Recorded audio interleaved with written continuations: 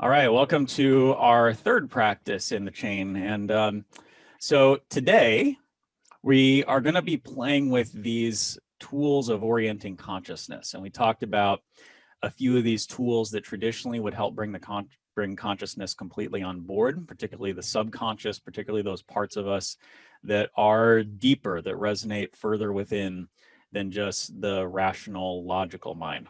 And so we have these tools of mythology, of ritual, of symbol, of story, of history, for the purpose of getting our whole self oriented, which is to say, to attune to the conditions of existence. Typically, our rational mind may be quite capable of attuning to the conditions of existence, but part of the reason for all of these rituals that we do, of the practice of yoga itself, is to tap into those parts of us that aren't quite able to fully come on board. And so really the rituals only serve as a way to begin to orient. And what's the value in that? We've said in the training, orientation comes first. What's the value in orientation? Well, the story I really like for this is the story of Exodus. So many of you are familiar with this one. Moses frees his people. He leads them out of the desert, and he leads them to where is essentially current-day Jerusalem. Now, anybody remember how long that takes him? How long it takes him to get from approximately current-day Cairo to current-day Jerusalem? It's 40 days. 40 years, sorry. 40 days. It's 40 years. Now, if you're to get on your computer right now, go to Google Maps, select the walk option, because Moses didn't have a car, plane, or bicycle, and you map from Jerusalem to Cairo. Anybody ever seen this? How long it takes? Something like 6 days plus. So 6 days plus versus 40 years. Moses didn't have Google Maps. Now, maybe to be generous, I'm not sure if Google Maps accounts for rest time and things like that, but probably, like, to be generous, 2 weeks versus 40 years. That's the difference in being oriented versus being disoriented. And I would argue that Moses' situation was worse, because probably not only were he and his people in this story, to whatever, again, it's mythology, right? We're just taking the story as it is for now. But whether he was probably not only disoriented, but didn't know he was disoriented, right? So being disoriented to one's orientation is even arguably worse, and the cost of that is like 1,000-fold. 2 weeks versus 40 years at least. And so we have these tools, these rituals to reenact myth. And this is the core of why we first have to orient. Like, why when we meet someone do we handshake or hug? Why during COVID is it like strange when we're like, you like run into somebody when you're out for a walk during COVID and you're like, okay, so you're right. We don't have access to these rituals that actually help settle a deeper part of our nervous system to really land with each other. And we do these rituals to get oriented. And there are plenty of rituals that you may be familiar with. There's a lot of people, you might be one of them, or you might have a partner who is one of them, who has to really do some kind of ritual when they get home from work, right? In order to reorient from work mode to home mode, then there's some kind of ritual that is necessary.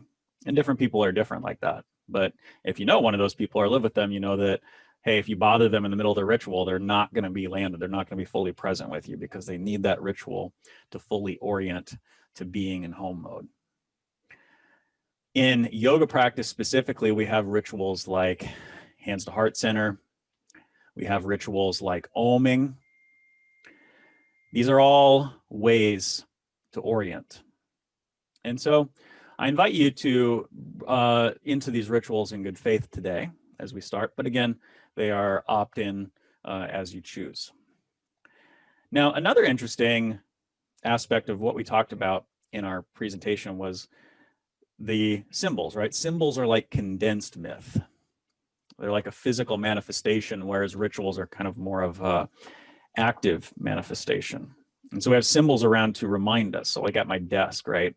I've got a bunch of things at my desk. And so like one of them is this, the Shiva, little Shiva Nataraj here, right? And like that's Shiva dancing around the fire. It's a little bit of a reminder for me. Sometimes I look at that and I'm like, okay, I'll just take a second and just kind of take this in, right? Because it's something I'm very familiar with.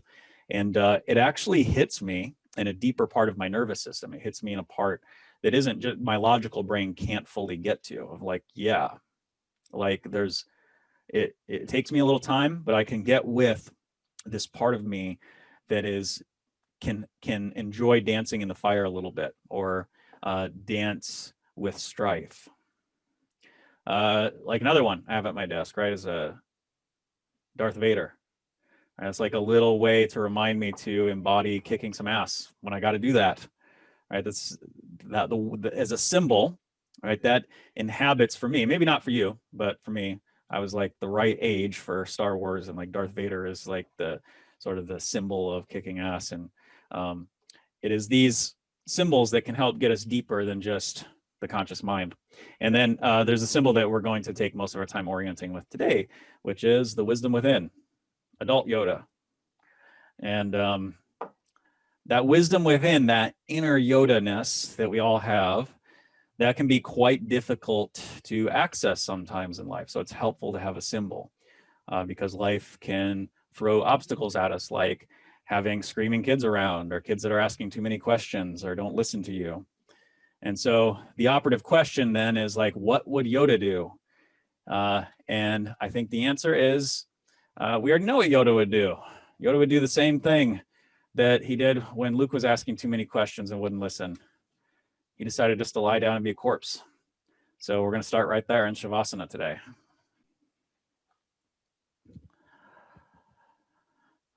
To settle in.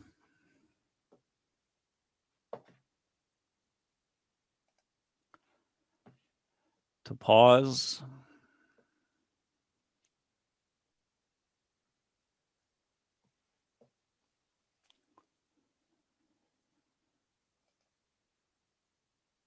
To inhabit your ground.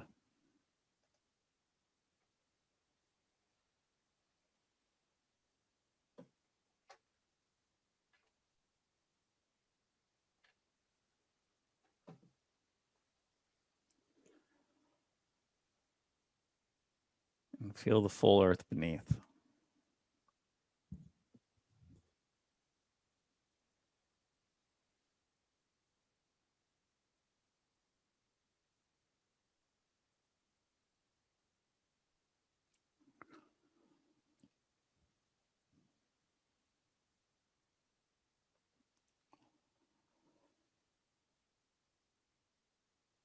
And as you continue to soften into the ground,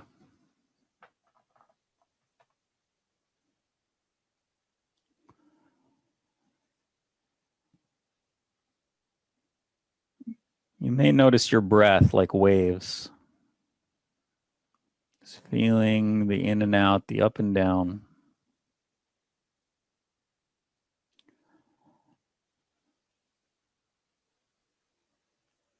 Of your waves of breath as you settle into your ground a little bit more each time the wave rocks you.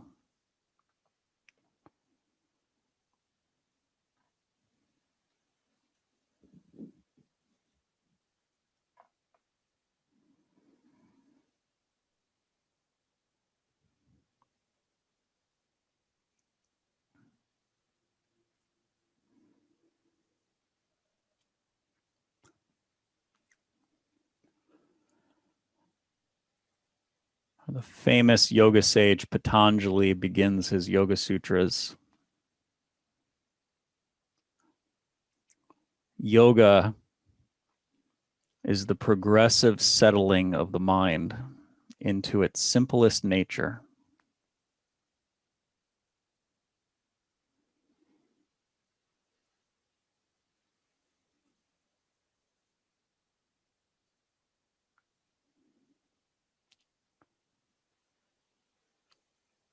Unbounded.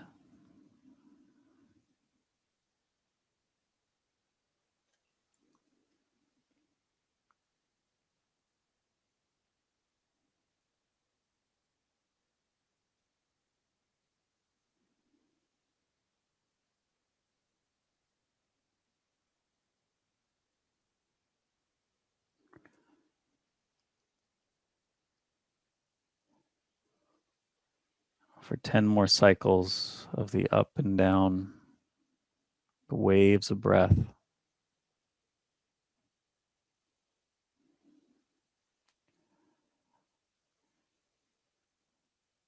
Allow yourself to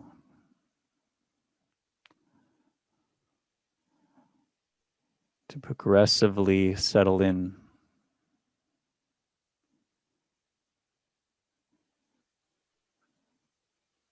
to your simplest nature.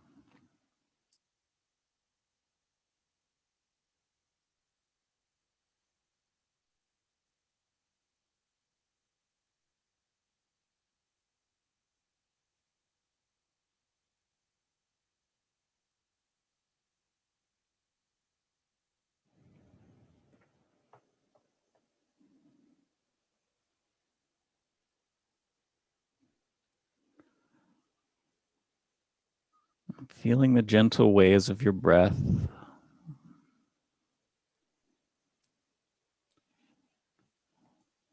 as they rock up and down as if on the sea.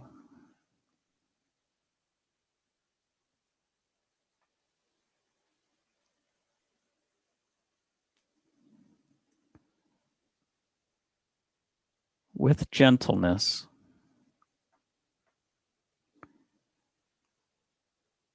in your next 1 to 3 breaths,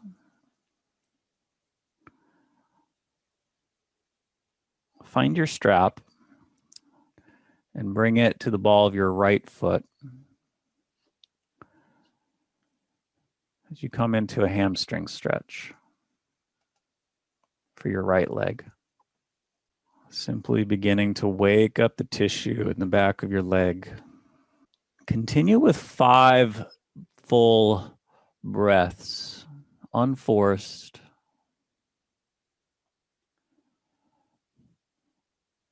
Breathing into the lowest part of your lungs.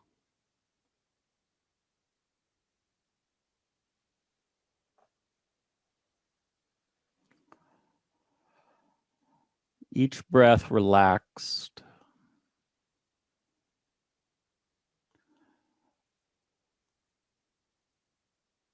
Filling the very bottom lobes of your lungs.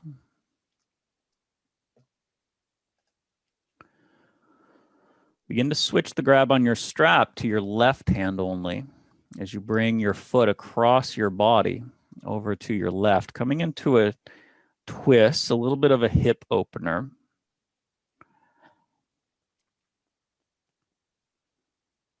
As you give your foot a gentle tug toward your head.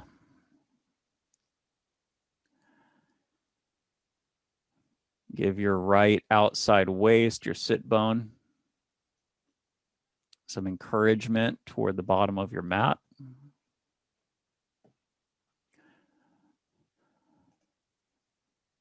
And taking another breath, on your next exhale, release your foot. You can release the strap and bring your knee into a bend. So you come into more of a classic twist, letting gravity work its way through your spine. If it is helpful for settling your body in, feel welcome to place a prop down with a twist. We'll talk about props a little bit later on with this pose. But for now, just what feels good in your body. And let yourself relax into the twist for 3 more breaths.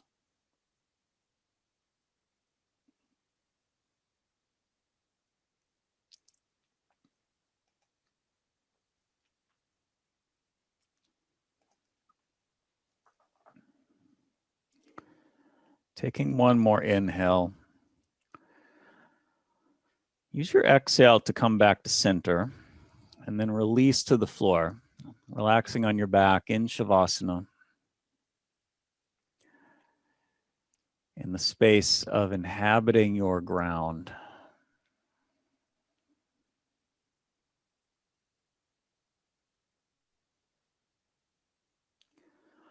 If Patanjali's yoga is the progressive settling of the mind into its simplest nature,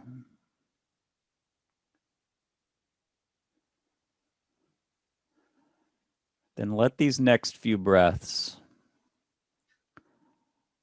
progressively settle your body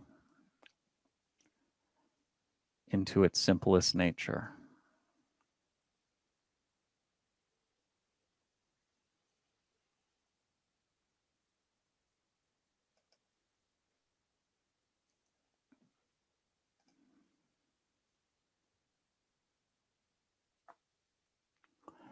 Might even feel a difference in your right and left side.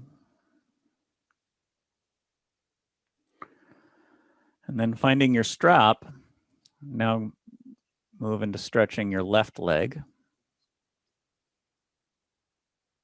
And feeling the stretch through the back of your leg.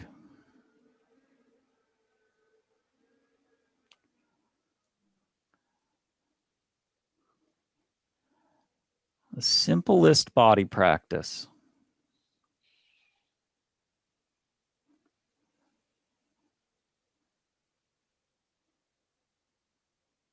To wake up the tissues. Waking up the tissues.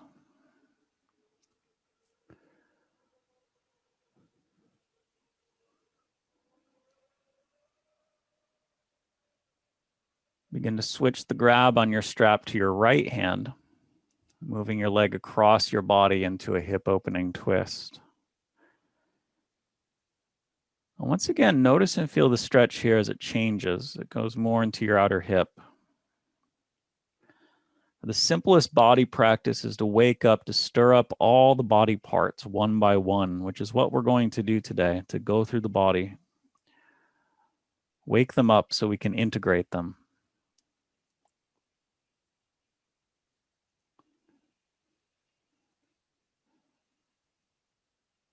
Releasing the strap and coming into your regular twist as you now release through your spine, allowing gravity to work its way through. Now waking up your spine as you just were your hip and leg.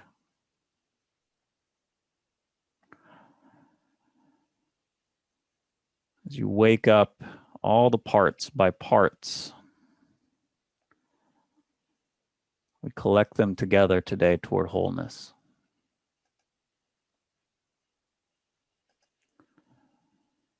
Two more breaths.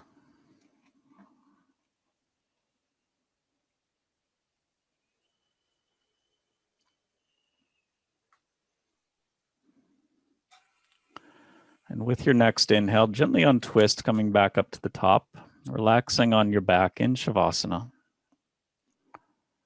Take a moment to pause, to settle in. The simplest ground.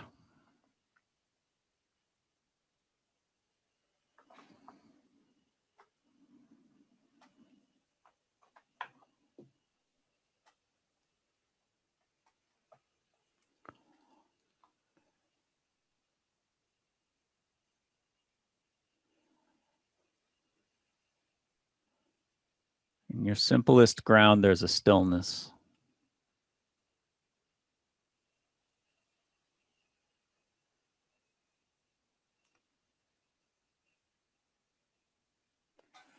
A stillness even amongst the fluctuations.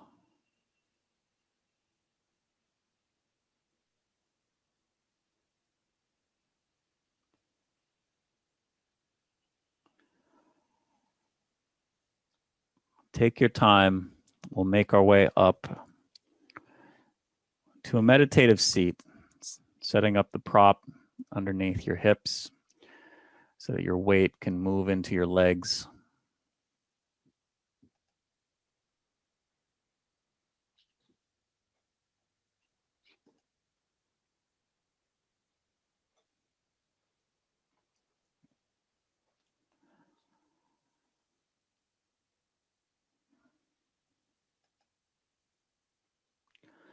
And seated tall, letting your weight be forward enough to put the weight more in your legs, but not so much your abdominals have to tense.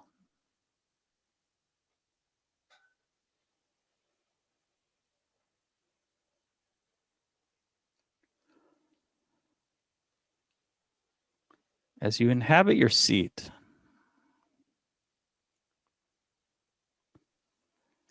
follow your breath as it rises and falls.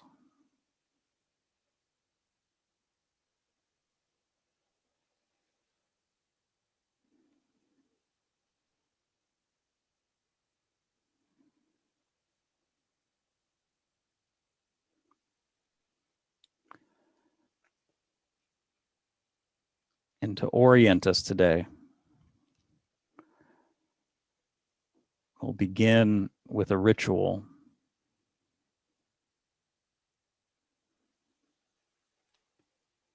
With hands at heart center. It is up to you to follow the ritual or not, but the ritual matters not.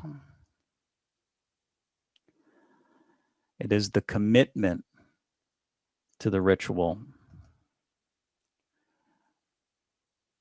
your commitment to bring along your subconscious,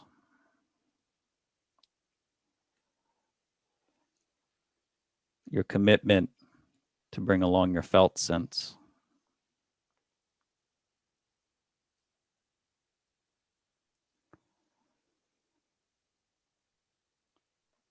The commitment to bring your whole self.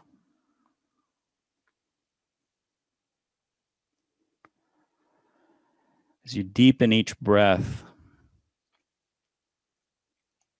with the commitment to your ritual, we will begin today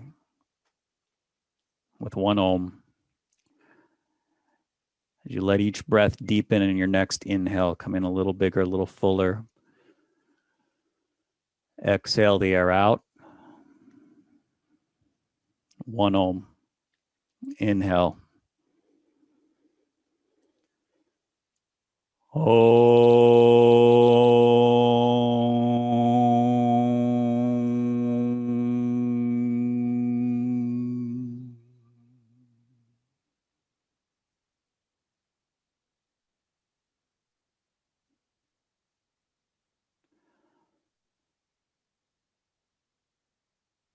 Whether it is a bow of your head to your heart or another way to commit to your ritual into your practice,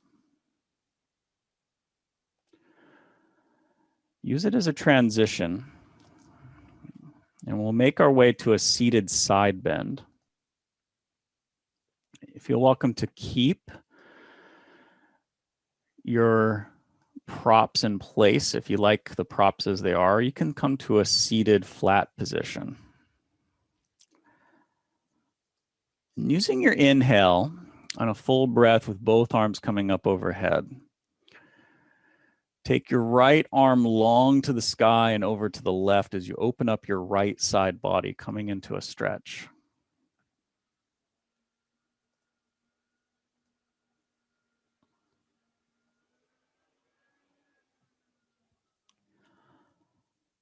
Starting to open up the space in your right side body. It is the lift and the action of the asana that opens this space.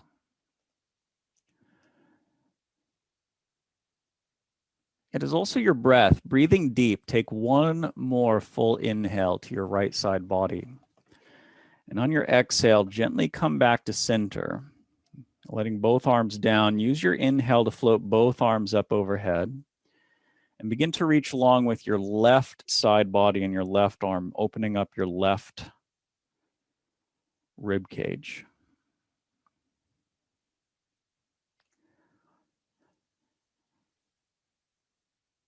And as you make space here in your left side body,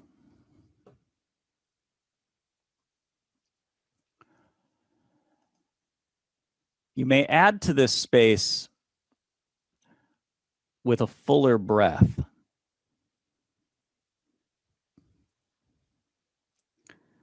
But note, can you bring your quality of breath with density and weight rather than forcing it to help open up your side body?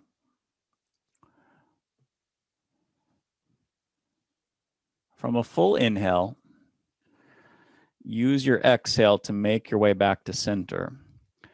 And now walking both hands behind you, you may wish to place some props behind you on this one for the back bend. Either on fingertips or on your props behind you, draw your shoulder blades back. Begin to lift your sternum bone up. So you now open up through the front of your chest. And with deepening breath, notice there is this boundary in your breath where you can bring a weight to it, a power to it, without forcing your breath, without getting disconnected in your breath. Like a wave off the ocean, bring the wave of your breath as you breathe with fullness into your chest. One more inhale. And on your exhale, begin to walk your hands forward, coming into a forward curl, kind of like a cat. So you're not collapsed all the way down, as that would stretch your back less than rounding like a cat.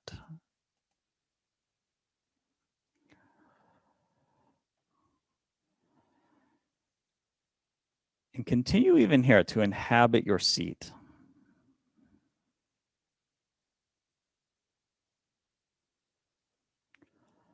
One more breath.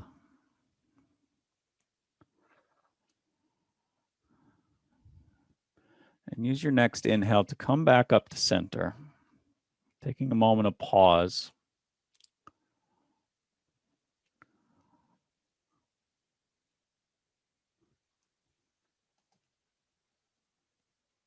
Feel your breath rise and fall.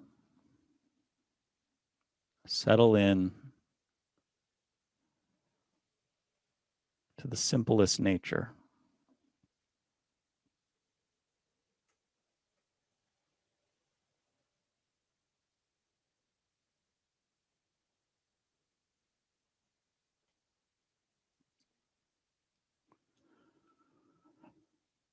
And feeling your breath rise and fall.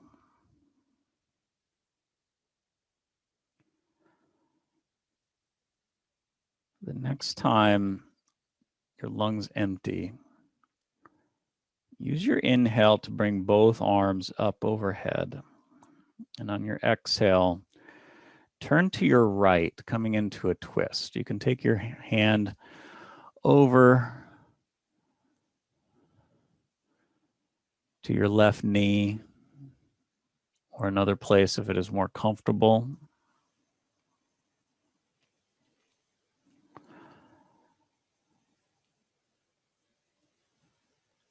Working the twist through your whole spine. Take one more breath.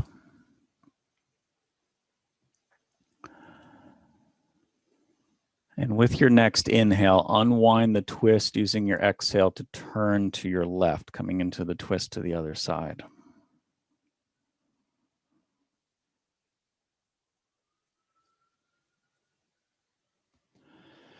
And so notice here in the subtlety of tasting the pose. There's this turning portion in your spine, your middle back, your upper back. The foundational orientation is your seat. So the invitation is to inhabit your seat as you maintain the bend, as you do these two things at once. The yogi is said to be the one who can be in two places at once.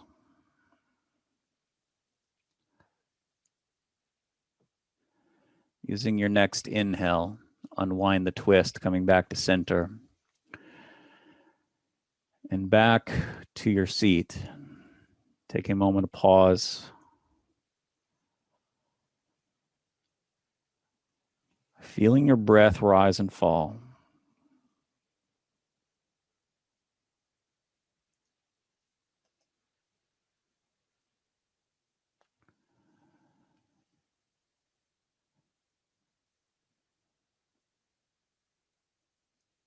Stay here another 1 breath to 10 breaths. Move when it is your time. and we'll meet together in downward dog.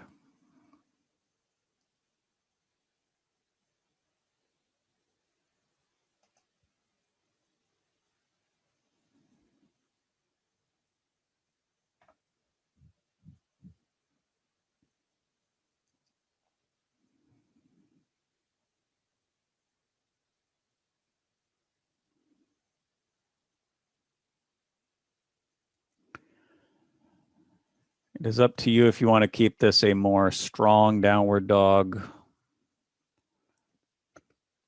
or a more movement, stretching kind of downward dog, cycling through the feet.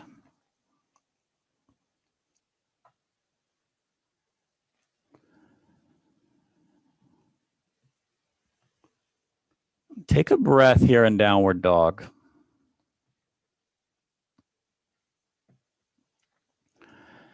And on your next inhale, walk your hands back to your feet, coming into Uttanasana, which is the name for the standing forward bend and the hamstring stretch.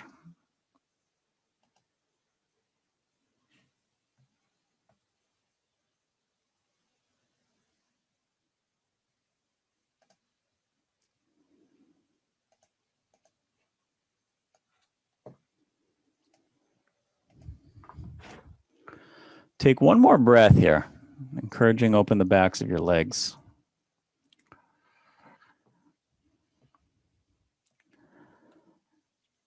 And with your next inhale, bending from your hips and knees, rise up to standing, filling up your lungs all the way as you reach your arms up to the sky. On your exhale, you can bring your arms to your side or down to heart center, whichever you find settles you most into that unbounded, simplest nature.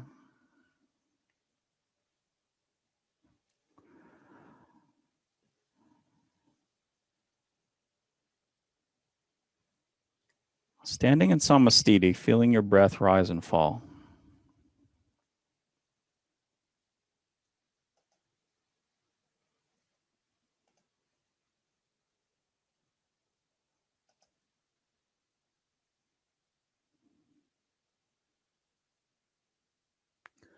Feeling your breath rise and fall.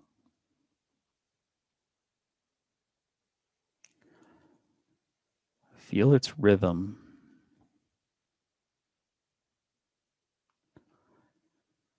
And the next time you're right with the rhythm as it falls out again, use your next inhale to float both of your arms up into this toward the sky.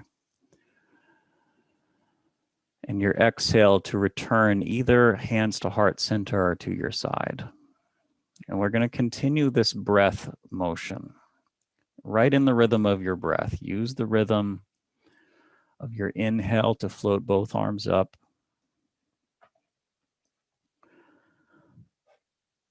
The rhythm of your exhale to float both arms down.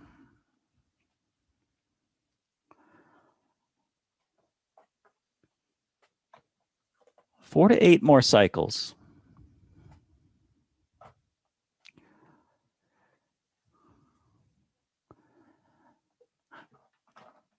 In the rhythm as if dancing to your breath.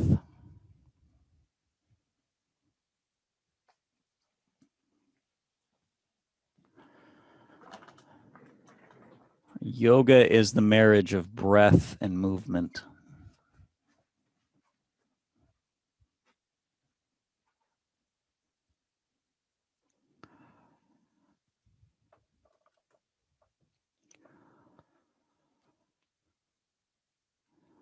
As your commitment brings breath and movement together.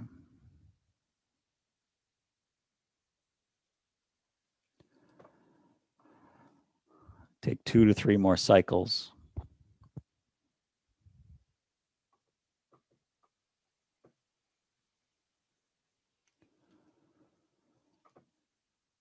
With intention of breath, your breath is the great integrator.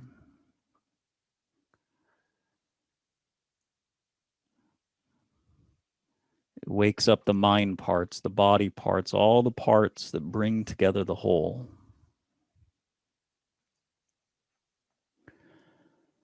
When you complete your next cycle, come to pause, samasthiti.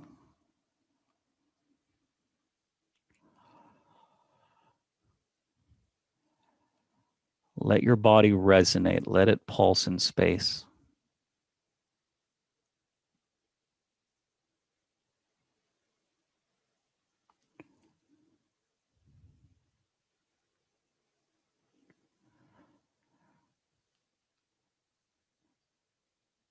Allowing what has unlocked.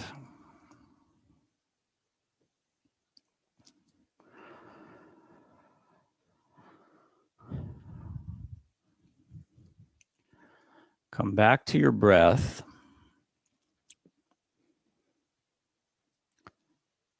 We're going to come into our active standing pose, mountain pose Tadasana with cactus arms.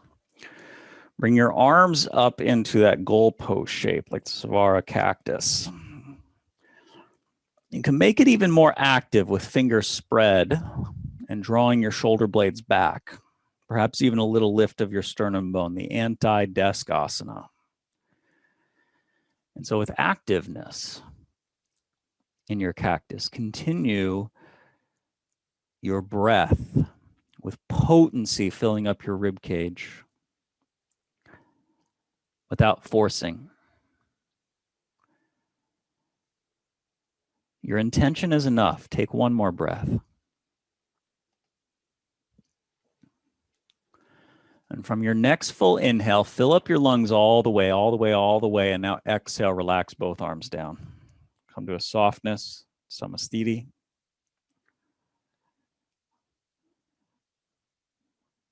Can you feel your body resonate or pulse?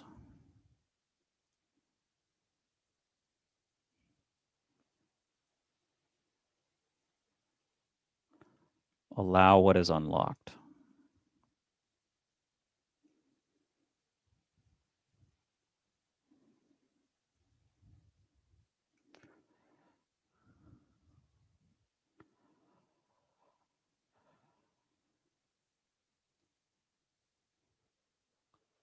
Feeling your breath, we continue this sense of one-pointed focus of walk, don't wobble. Begin to play with the walks on your mat, these mat walks that we call walk, don't wobble, which is to say, slow yourself down so that you can notice those spots in your walk that are a little less balanced.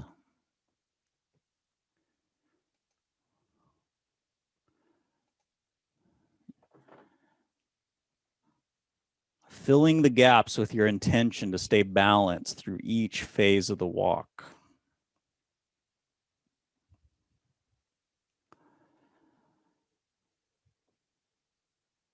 When you reach the top of your mat, you can begin the same walks backwards.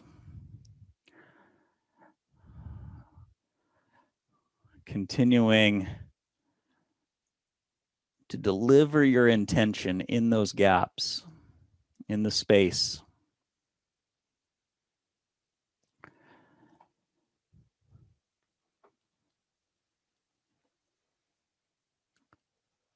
To bring a balancedness to the gaps.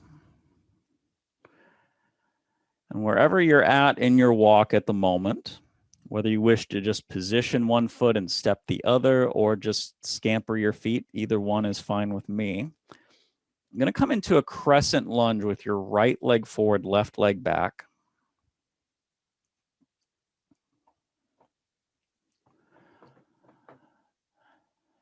And from crescent lunge,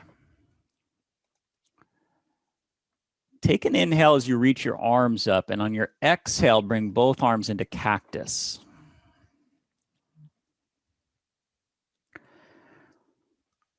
As a standing pose, inhabit your stance. And so always our first honoring in asana is to come back to the fundamental orientation.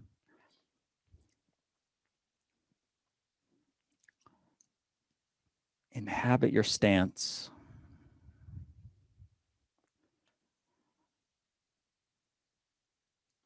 is you also bring a richness and an openness in the cactus. The yogi inhabits two worlds at once.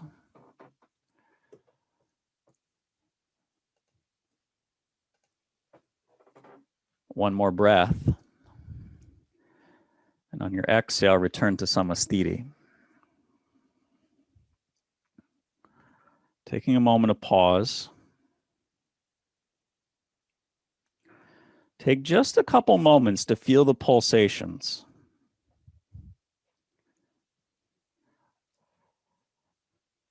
Allow the activity of the previous pose to ripple through, to complete its process through you.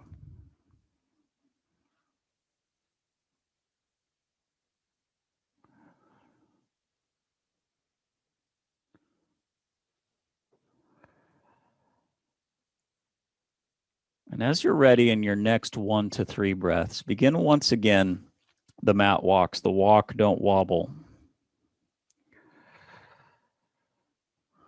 Moving at a pace where you can sense where the gaps may be, the gaps that demand a little bit more intention.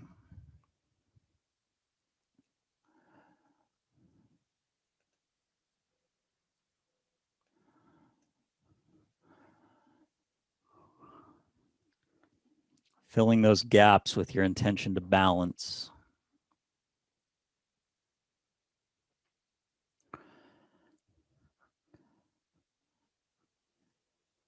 These gaps, these are the real test of how fully integrated you are.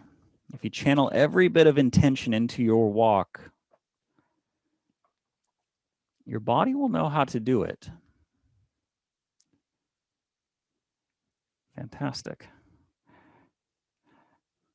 However you may be in your walk, it's up to you if you want to plant a foot and just take a big step, or you can simply work your feet in some way toward crescent lunge on the other side, the left leg forward and your right leg back.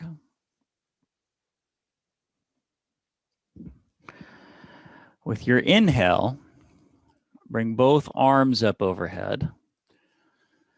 And with your exhale, bring both arms into cactus. Most of us, when we get into cactus, there's this bright energy that tends to bring us more up into our upper body. That's great because you're feeling the energy if that happens. The invitation to complete the asana is to stay grounded in your stance, to inhabit your stance on this earth, on this very ground below your mat, even as you keep the openness up top.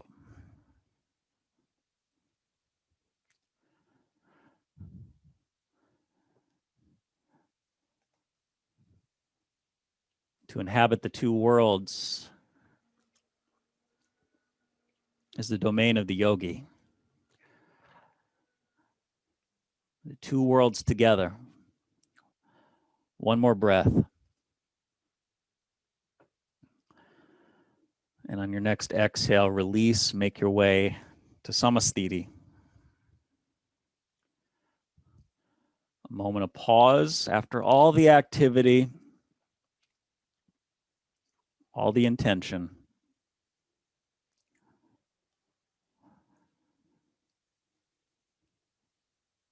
Come to pause. Back to the simplest nature of your body.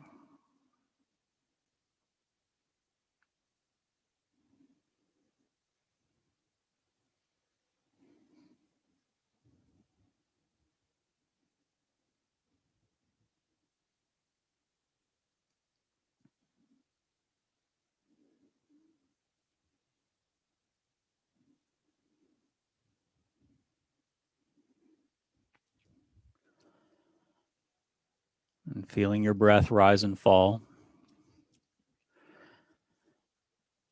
However is easiest to get there. And come to warrior two with your right leg forward and your left leg back.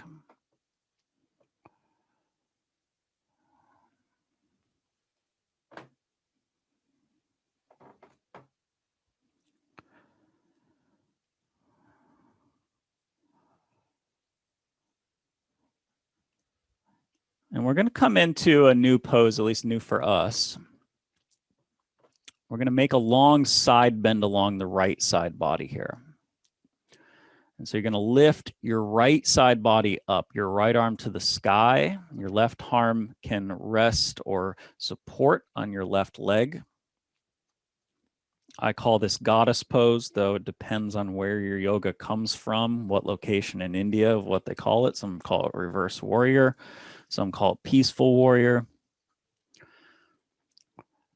Either way, bring a quality of breath, a full range of breath, a breath that helps open up your right side body.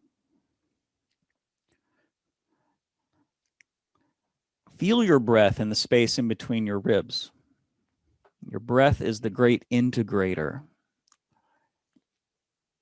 of these interior energies.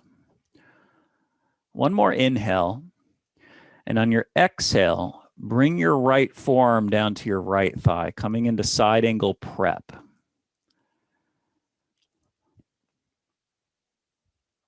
This is more of a twist. You can push your forearm against your thigh to help twist to work through the vertebra of your spine.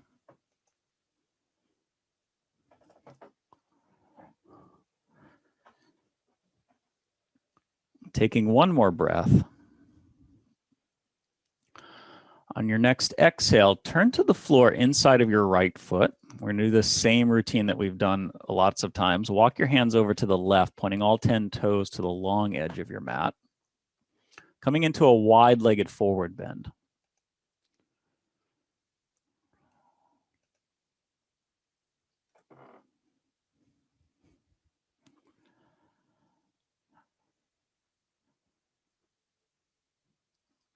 There are many things going on here, but two primary things. One is the stretch in your hamstrings that you make.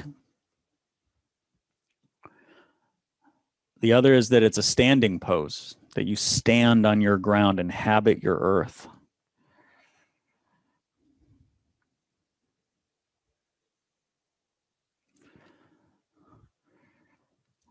The yogi inhabits the two worlds.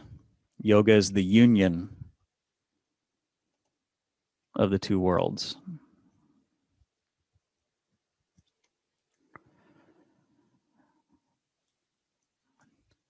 Take one more breath. And on your next inhale, halfway lift and walk your hands over to your left, all the way to the other end of your mat. As you point your left toes out to the side, bend into your left knee and rise up. Come up into warrior.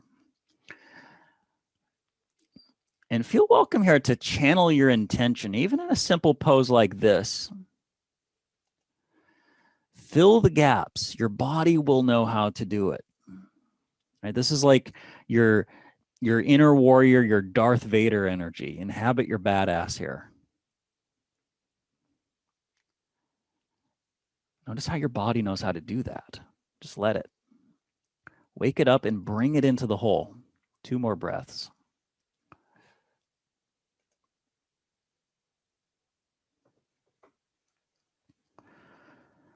And with your next inhale, come long through your left side body into goddess pose.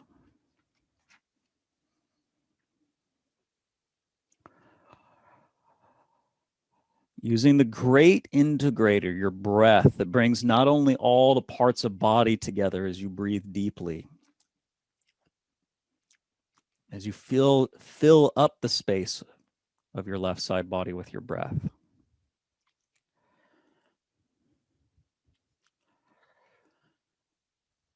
The breath even integrates parts of our mind. This is the practice of pranayama, our breath control. Breathing fully. Take two more breaths as you fill each like a big balloon, filling it in. Notice the filling in your left side body and goddess. One more inhale, and on your exhale, bring your left forearm down to your left thigh into side angle prep.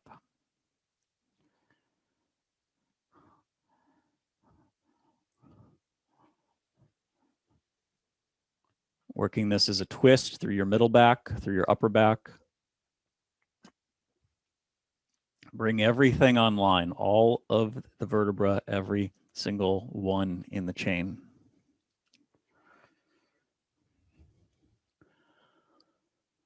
One more breath.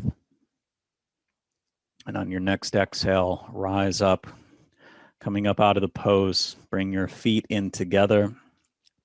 Return to Samasthiti.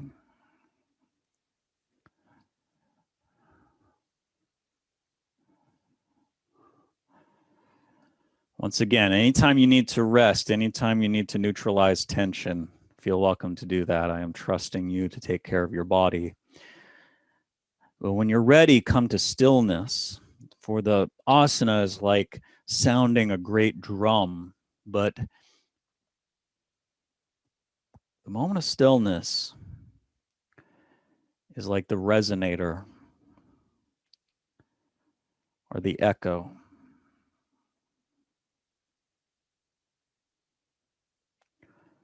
Let the old pose echo through.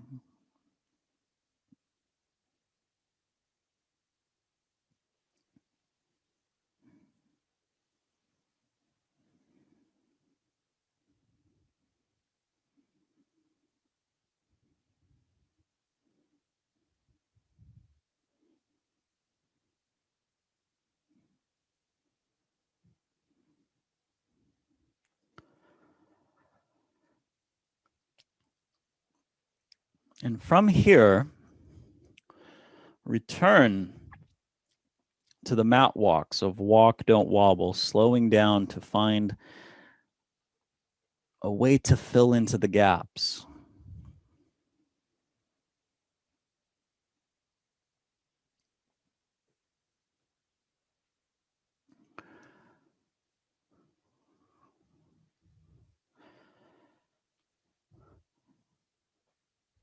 At first, you may slow it down to fill every gap with your balance, your intention, really, because the balance is always, it's there, said some days it's not. It's not really the balance of the body, but your intention fills the gaps. Now, the next time that you step back or forward onto your right foot, plant your balance and grab your left foot from the outside behind you, coming into a quad hold balance. If you want a greater challenge to your balance, or perhaps it just makes sense for the reach, you can hook a strap up.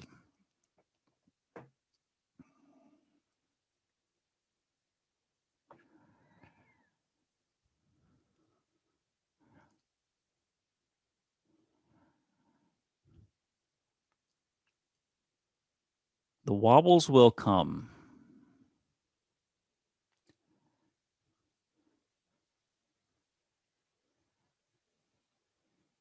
It's not how if we fall, but how we play with them.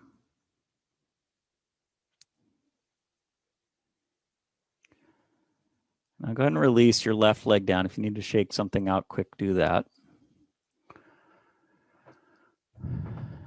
And then return to your mat walks. At first, slowing down to fill the gaps of the walk with your intention, with your focus, your precision.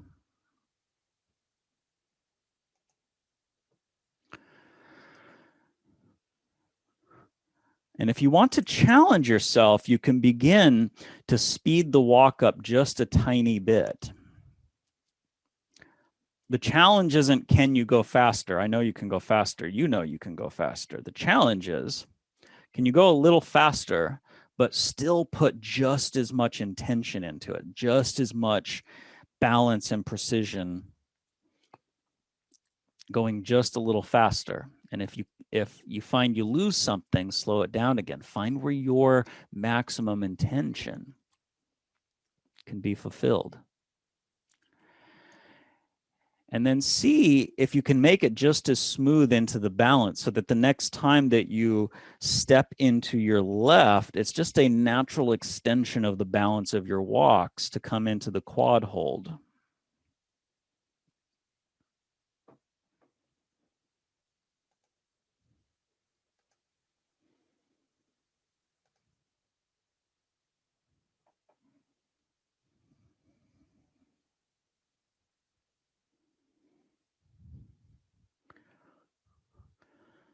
The wobbles are always there.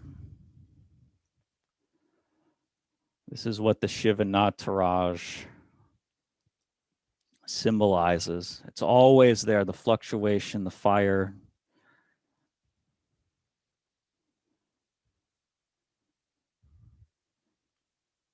Can you dance in the play as you balance? Make fun in the wobbling.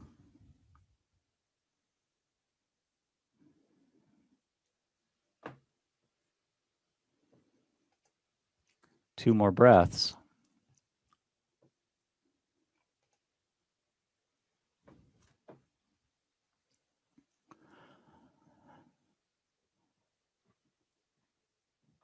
Return to Samastiti.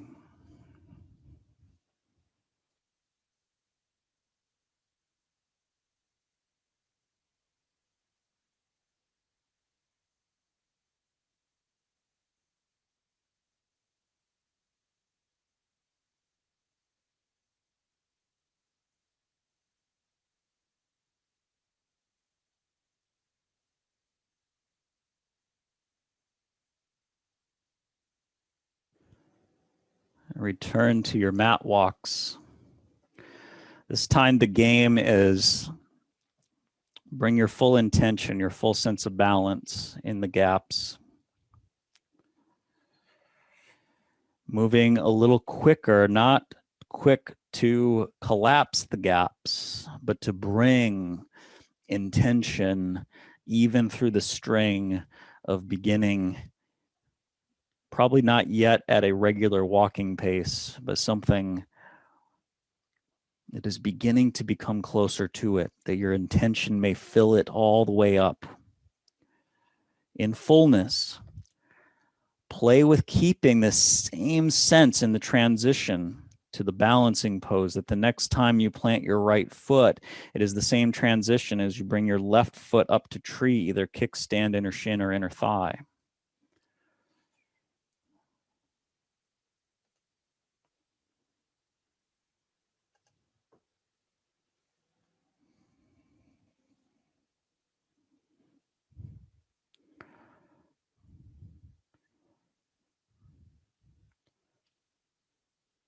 Can you make dance? Can you make play in the wobbling?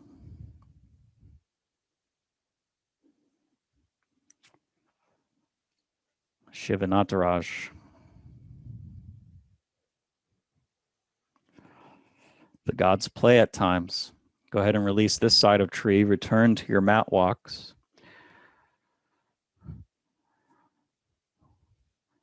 As fast, but without losing any fullness of intention.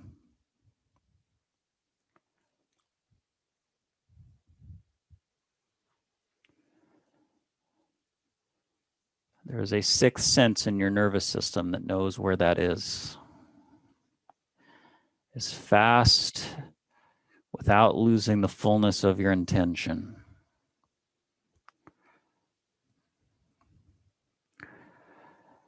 The next time you plant to your left, right leg comes up to tree. Kickstand, inner shin or inner thigh.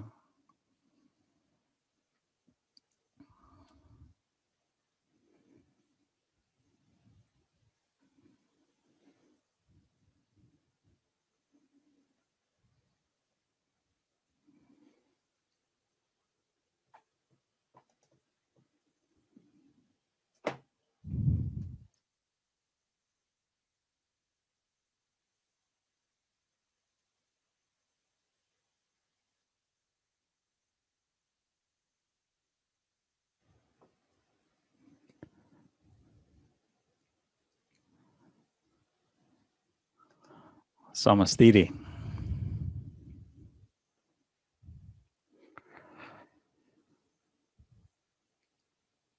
Even Shiva comes out of the fire.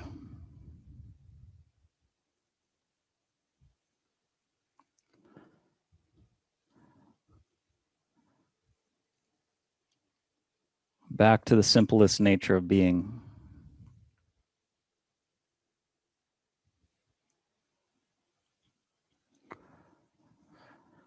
We will take this simple nature down to the floor to a meditative seat. as we return from our standing poses back to the ground, to sitting. Setting up so your hips are elevated and you can bring your weight into your legs.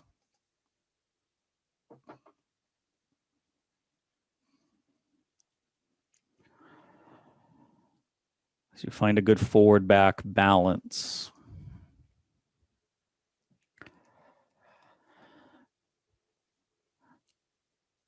I'll invite you to take this short meditation in one of two ways. Either with your hands down near your knees on your thighs, which will give you extra support in your seat. Or you can bring your hands up to prayer position in Anjali Mudra.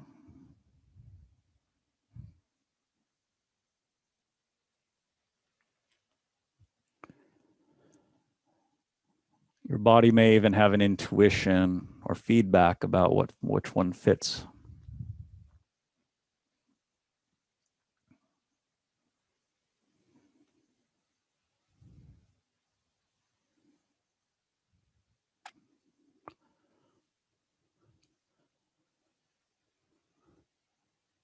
And feel the rise and fall of your breath. Simply feel the pulsations of sitting.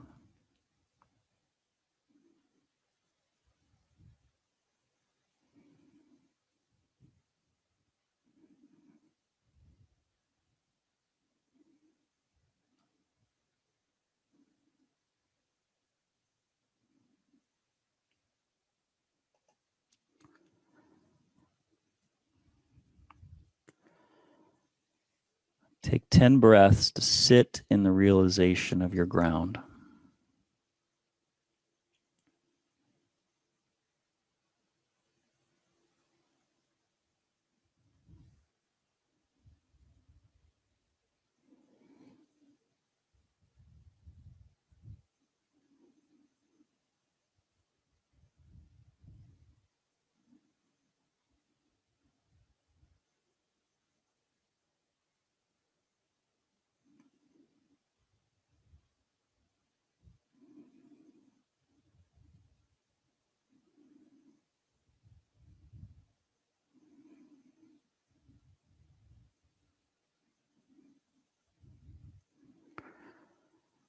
The paradox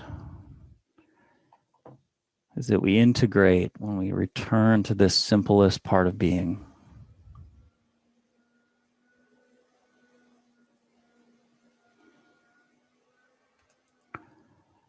And so this is what we shall do for the remainder of our practice tonight.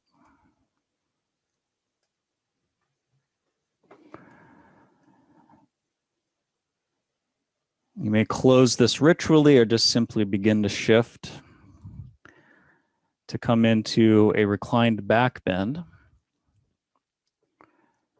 We did this pose in our first practice. So you're setting up props to go into your upper back. You can do a rolled up blanket, a blanket rolled around a block, a bolster, some laundry, something to help give your upper back a good bend. Now, if you have a stiff upper back or you're just doing a really strong stretch here, you may wish to support your head and neck with an additional prop. You might have to play with it a little bit to get a feel for what kind of props will work.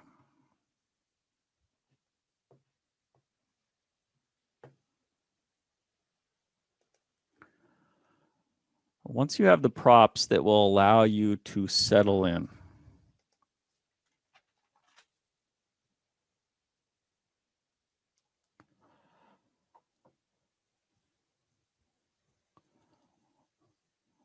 then just let the yoga happen.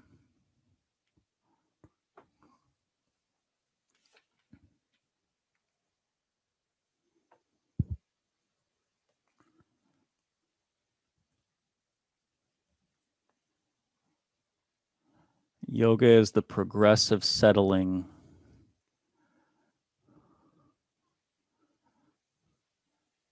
into our simplest nature.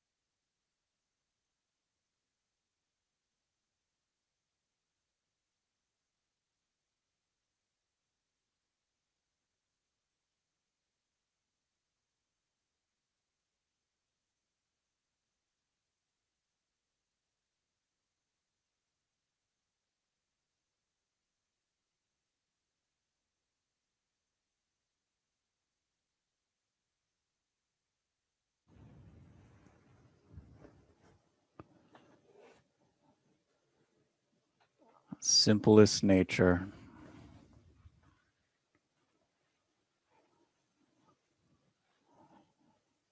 As you allow the rock of a rising and falling breath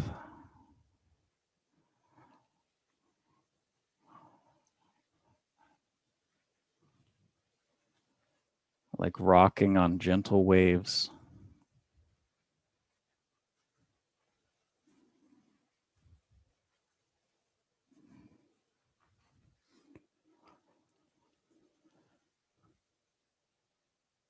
Take 6 more breaths.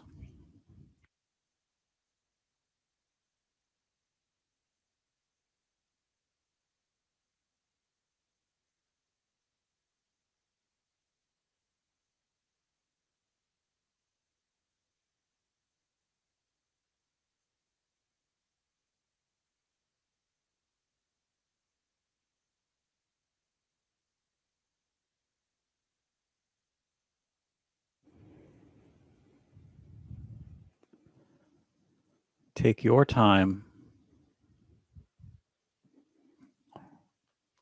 and care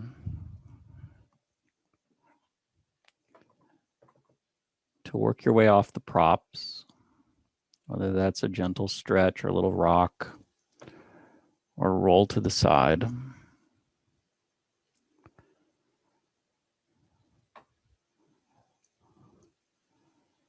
Make your way off nice and easy.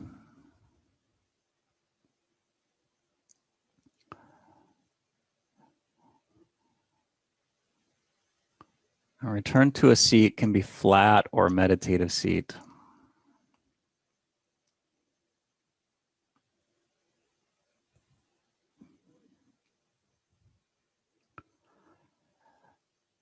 And nice and easy, twisting to each side. Use your next inhale to bring both arms up overhead, and on your exhale, twist to your right, turn to your right. Work through your middle back, your upper back.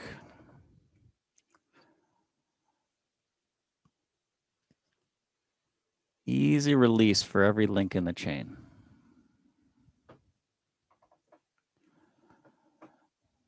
One more breath. And on your next inhale, unwind the twist using your exhale to turn to your left, twist to the other side.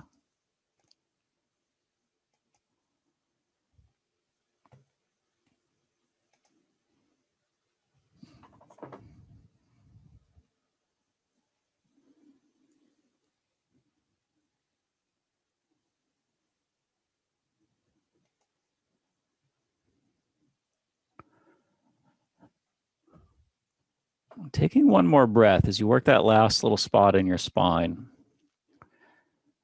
Use your next inhale to unwind, your next exhale to return back to center, coming to a seat, to a pause.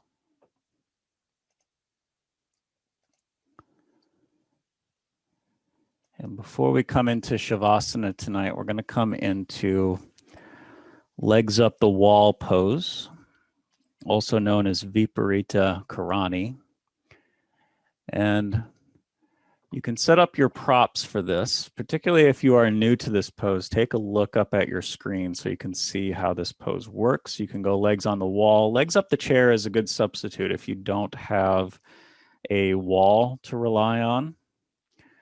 Also, very important on how you place the props. So make sure you know how to place the props. Your bolster or whatever prop you use, do not do this. Do not put it next to the wall. That's no good. No way. Okay, so instead you're going to place it away from the wall. The reason is that you want this prop to fit your lumbar curve, right? So if it's right on top of your sacrum, it doesn't fit to your lumbar curve. If you let it be a little ways from the wall, it'll be much more comfortable fitting your lumbar curve. Now, what you'll see here is I'm setting up a little neck support. You don't have to do that. That's optional. But what that will do is it lets you relax your neck and head a little bit, kind of like having a pillow with a little neck support underneath. If you have any questions, get my attention. You can just unmute yourself or you can go and chat.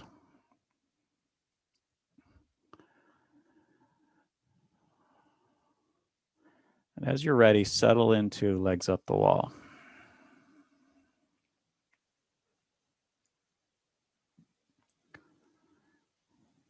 Or legs on the chair, whichever pose you're in.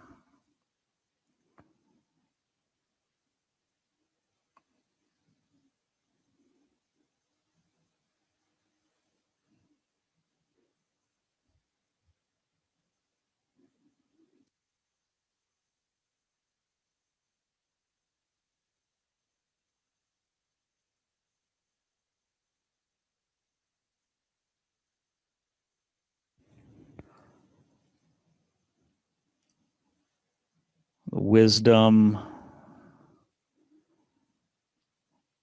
Yoda is 900 years old.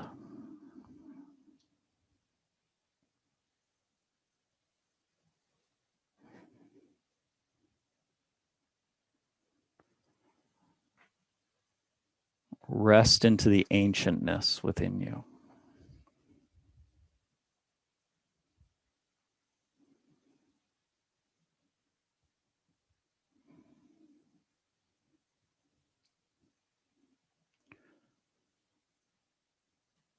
Allow this ancientness to fill you.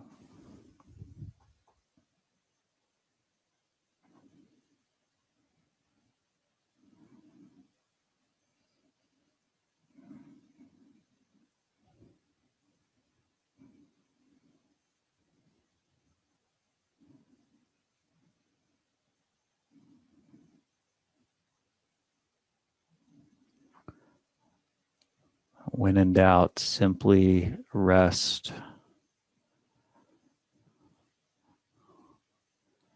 as the simplest you can be in this moment.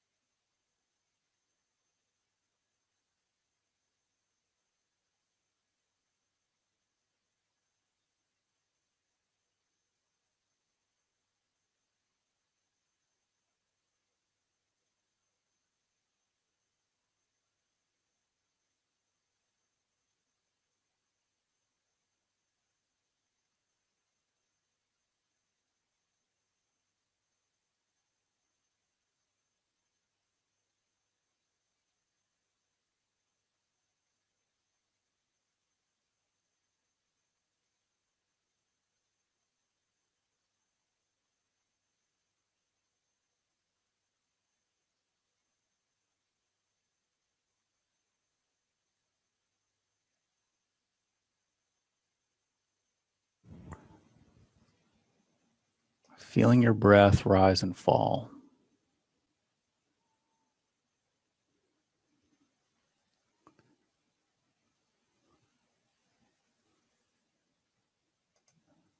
Begin to gently lower one foot and then the other foot down the wall, coming into almost a bit of a bound angle position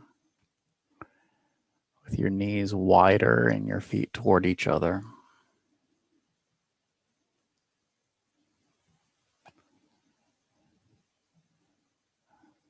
Take a moment to pause here.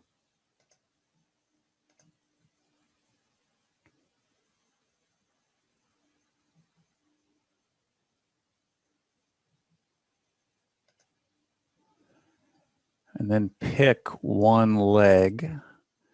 Begin to move it toward your midline. Use the help perhaps of your arm to take it to roll to your side.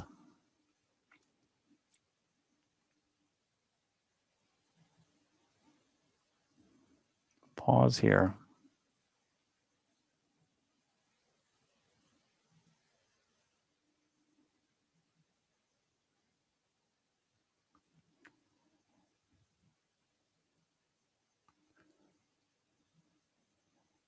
Take whatever time you need to let the pose settle.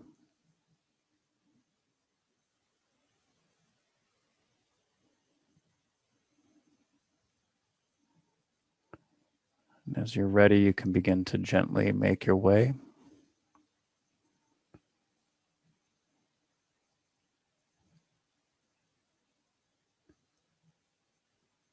With no rush.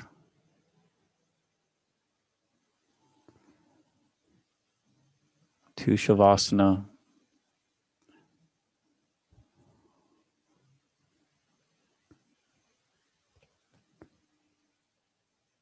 Final rest.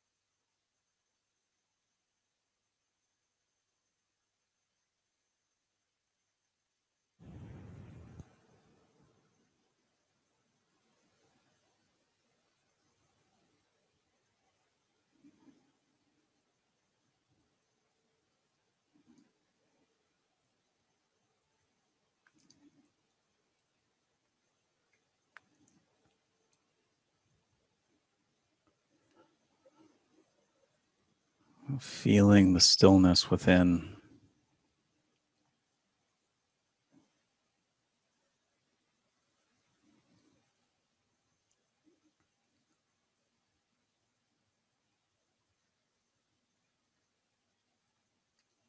Or the pulsation.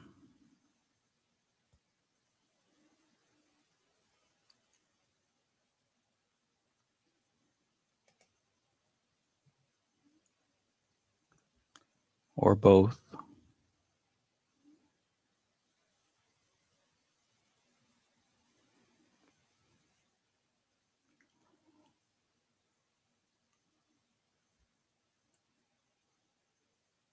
Take a few more moments to rest into the ancientness.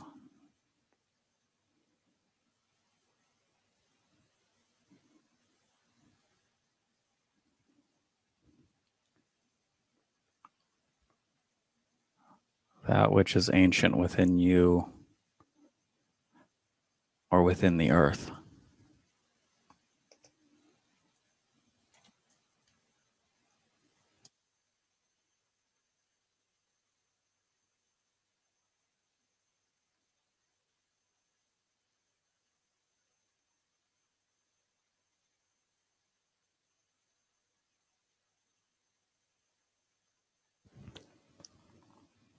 And whether you begin to shift your state of mind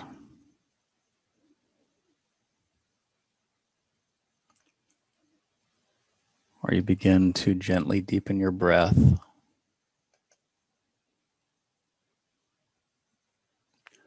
or you begin to wiggle fingers and toes,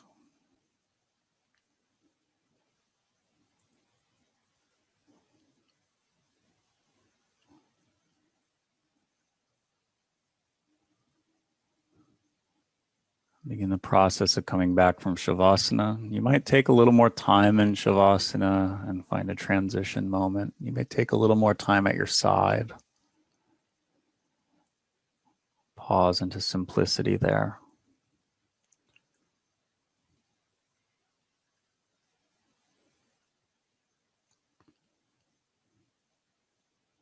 We'll come together in a closing seat in 1 minute.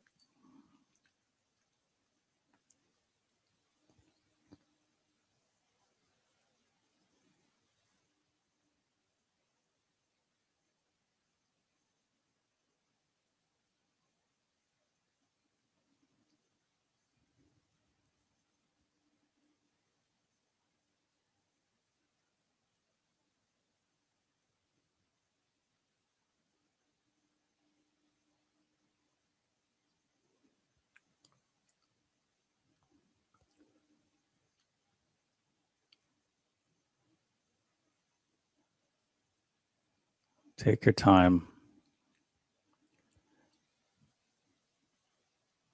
When you come to closing seat, hands at heart center.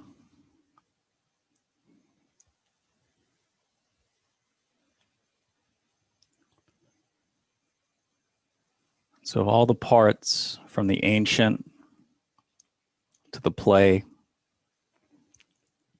to the badass, all the parts.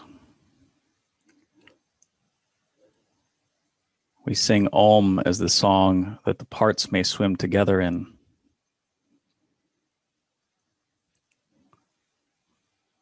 So that all the parts may be whole.